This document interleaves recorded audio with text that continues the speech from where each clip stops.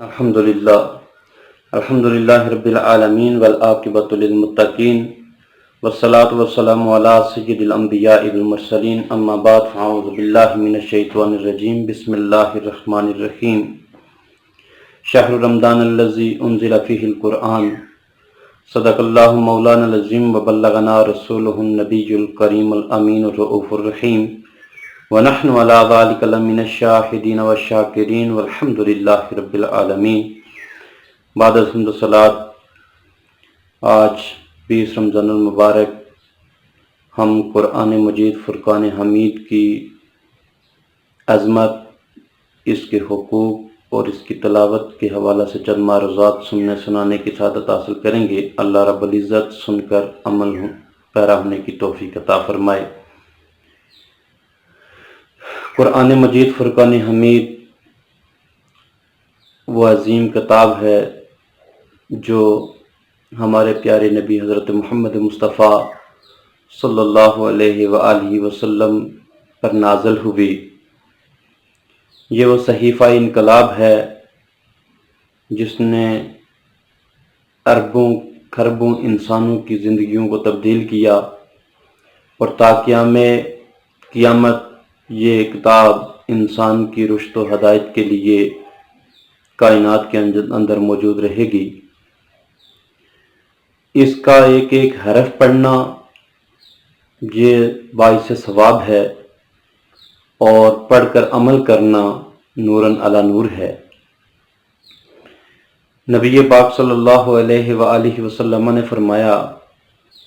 کہ جس طرح کسی لوہے کو پانی سے زنگ لگ جاتا ہے، اسی طرح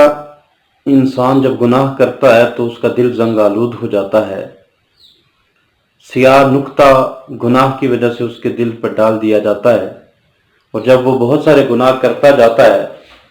تو بہت سارے نقطے اس کے دل پر ڈال دیے جاتے ہیں،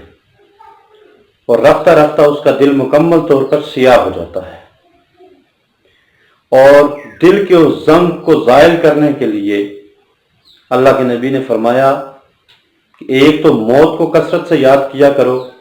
دوسرا قرآن مجید کی تلاوت کیا کرو۔ کثرت سے موت کو یاد کرنا یہ بھی دل کے زنگ کو دور فرما دیتا ہے، اور قرآن مجید فرقان حمید کی تلاوت کرنا یہ بھی دلوں کے زنگ کو دور کرنے کا باعث بنتا ہے۔ نبی پاک صلی اللہ علیہ وآلہ وسلم نے مختلف مقامات پر تلاوت قرآن کی فضیلت و عظمت کو، اہمیت کو بیان فرمایا۔ آپ نے فرمایا کہ اس کے ایک حرف پڑھنے پہ 10 نیکیاں ملتی ہیں، اور یہ وضاحت فرمائی کہ میں یہ نہیں کہتا کہ الف لام میم ایک حرف ہے، بلکہ الف الگ حرف ہے، میم الگ حرف ہے، لام الگ حرف ہے، اور میم الگ حرف ہے، اور جس نے الف لام میم پڑھا اسے اللہ رب العزت 30 نیکیاں عطا فرماتا ہے۔ قرآن مجید فرقان حمید کی چند حقوق ہیں۔ سب سے پہلا حق یہ ہے کہ ہم قرآن مجید فرقان حمید پر ایمان لائیں، اور ایمان یہ ہے کہ ہم یہ یقین رکھیں کہ یہ اللہ رب العزت کی طرف سے نازل ہونے والی کتاب ہے، اور یہ ہمارے پیارے نبی حضرت محمد مصطفیٰ صلی اللہ علیہ وآلہ وسلم پر نازل ہوئی، اور یہ قیامت تک باقی رہنے والی ہے، اور اس کے اندر کوئی تبدیلی قیامت تک واقع نہیں ہو سکتی، اور نہ کوئی اس کی مثل لا سکتا ہے۔ اور اس کا دوسرا حق یہ ہے کہ ایمان لانے کے بعد ہم قرآن مجید فرقان حمید کو صحت لفظی کے ساتھ پڑھنا سیکھیں۔ یہ قرآن کا ہر مسلمان پر حق ہے کہ صحت لفظی کے ساتھ سب سے پہلے اس کو پڑھنا سیکھیں، اور یہ ہر مسلمان کے لیے لازم ہے۔ صحت لفظی کے ساتھ جب پڑھنا سیکھیں تو بار بار اس کی ہم تلاوت کریں، صبح شام اس کی تلاوت کو اپنا معمول بنائیں، اور اس کی تلاوت کے آداب کا خیال رکھیں۔ اور تیسرا حق یہ ہے کہ جب ہم صحت لفظی کے ساتھ اسے پڑھ لیں تو پھر ہم اس کے معنی اور مفہوم پہ غور و فکر کریں، اور اس کو سیکھنے کی کوشش کریں، اس کا ترجمہ سیکھنے کی کوشش کریں، اس کی تفسیر سیکھنے کی کوشش کریں۔ یہ بھی ہر مسلمان کے لیے لازم ہے اس لیے کہ قرآن کے نزول کا مقصد وہ صرف اس کی تلاوت نہیں ہے، بلکہ قرآن کے نزول کا مقصد یہ ہے کہ انسان اسے پڑھ کر ہدایت حاصل کرے، وہ اس سے رہنمائی حاصل کرے۔ یہ انسانی زندگی کے اندر سب سے بڑا رہنما ہے، اور اس سے رہنمائی حاصل کرنا ہی اصل مقصد ہے۔ اس لیے معنی اور مفہوم کے ساتھ سیکھنا یہ ہر مسلمان کے لیے لازم ہے، اور یہ قرآن کا حق ہے۔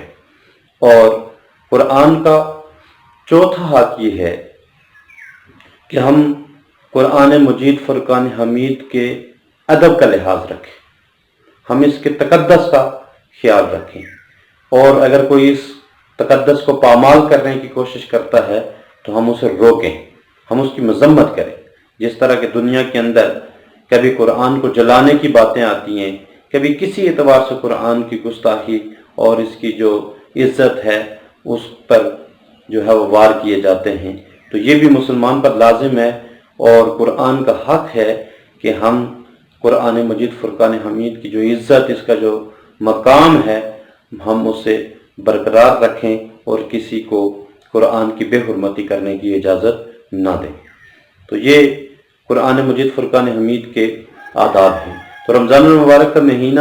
یہ ہمارے لیے غنیمت ہے کہ ہم اس میں قرآن کی تلاوت بھی کثرت سے کریں، اور بالخصوص ترجمہ کے ساتھ قرآن پڑھنے کی کوشش کریں، اور کسی اچھی تفسیر کا مطالعہ کریں۔ یہ غنیمت ہے، اور میں سمجھتا ہوں کہ ایک مرتبہ زندگی میں تو ہر انسان کو،